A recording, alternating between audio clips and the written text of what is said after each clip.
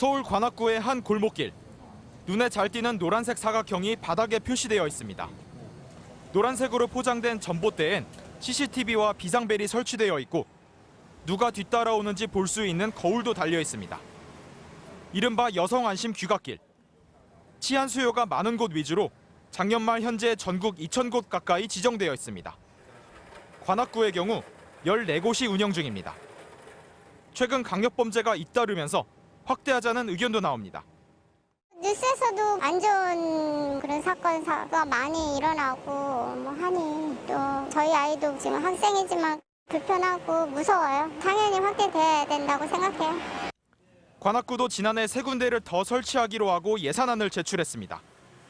그런데 구의회 심사에서 제동이 걸렸습니다. 이를 주도했던 건 최인호 구의원. 최 의원은 자신의 SNS에 관련 예산 7,400만 원을 전액 삭감했다고 홍보해왔습니다. 한 유튜브 채널에 출연해서는 여성 안심 귀갓길이 실효성이 없다고 주장했습니다. 실질적인 치안이 강화되느냐? 절대 아니라고 생각합니다. 또한 여성 안심 귀갓길 사업은 남성들은 어떠한 보호도 받지 못하는 현실에 놓여 있습니다. 역사적 의미까지 부여하며 자화자찬하기도 합니다.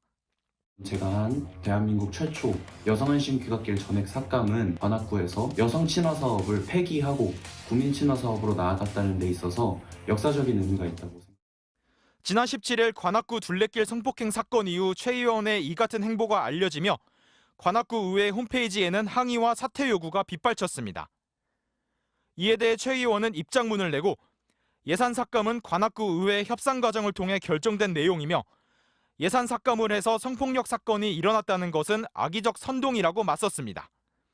관악구는 관련 예산의 소관부서만 여성가족과에서 도시계획과로 바뀌었을 뿐 여성 안심 귀갓길 설치는 계속할 거라고 밝혔습니다. MBC 뉴스 변희재입니다. 이렇게 흉악범죄에 대한 우려가 커지고 있는 상황에서 최근엔 여성 안심 귀갓길도 논란이 됐습니다. 일각에서 도로에 페인트만 칠해나 아무 효과가 없는 쓸모없는 정책이라고 비난을 하고 있는 건데요. 맞는 얘기인지 팩트체크 알고 보니에서 따져봤습니다. 여성 안심 귀갓길은 여성의 안전한 귀가를 돕기 위해 지난 2013년 본격 시행됐습니다. 버스 정류장이나 지하철역에서 주택가까지 이어지는 길목을 지정해 지자체와 경찰이 관리를 강화한 겁니다. 실제로 도로 초입바닥에 페인트로 여성 안심 귀갓길이라는 문구가 쓰여 있습니다. 그런데 그게 전부가 아닙니다. 경찰서 홈페이지에 공개된 서울 시내 353개의 여성 안심 귀갓길의 시설 현황을 모두 분석해 봤는데요. 길 하나마다 보안등이 평균 13개, CCTV는 4개가 설치돼 있고요. 112 신고 안내 표지판이 5개, 곧바로 신고할 수 있는 비상벨은 3개가 있는 것으로 확인됐습니다.